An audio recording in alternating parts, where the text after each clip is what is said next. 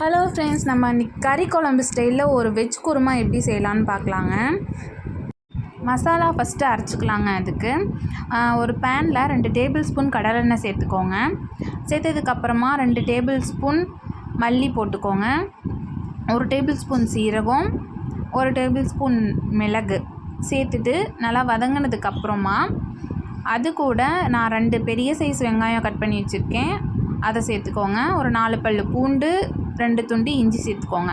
சேர்த்துட்டு வெங்காயம் நல்லா வதங்கினதுக்கப்புறமா ஒரு 2 தக்காளி, சின்ன சைஸ் தக்காளி சேர்த்துருக்கேன்.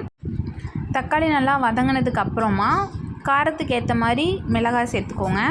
சேர்த்துட்டு நல்லா வதக்கிட்டு மசாலா நல்லா ஆறுனதுக்கப்புறம் அரைச்சி எடுத்துக்கலாம். நெக்ஸ்ட்டு ஒரு குக்கரில் 2 டேபிள் ஸ்பூன் எண்ணெய் சேர்த்துக்கோங்க.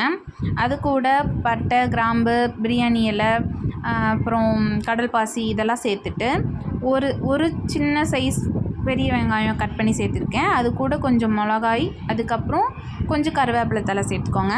வெங்காயம் நல்லா வதங்கினதுக்கப்புறமா நம்ம அரைச்சி வச்சுருக்கோம் இல்லையா அந்த மசாலா, அதை சேர்த்துக்கோங்க. உங்களுக்கு எந்த அளவுக்கு தண்ணியாக வேணுமோ அந்த அளவுக்கு நீங்கள் தண்ணி ஆட் பண்ணிக்கோங்க. நெக்ஸ்ட்டு அது கூட மஞ்சள் தூள் 1 டேபிள் ஸ்பூன் சேர்த்துக்கோங்க. காரத்துக்கு ஏற்ற மாதிரி மிளகாத்தூள் சேர்த்துக்கோங்க. நெக்ஸ்ட்டு கொத்தமல்லி பொடி இருக்கும் இல்லையா, அது ஒரு 2 டேபிள் ஸ்பூன் சேர்த்துக்கோங்க.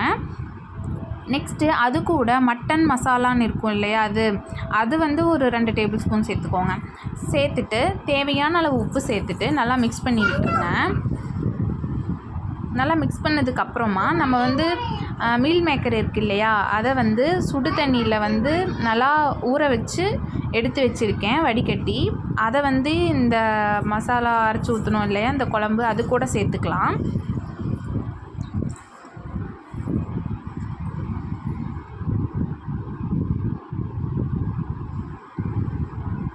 சேர்த்ததுக்கப்புறமா லைட்டாக மிக்ஸ் பண்ணி விட்டுட்டு நம்ம விசில் போட்டுடலாம். ஒரு 2 விசில் வந்தால் போதுங்க.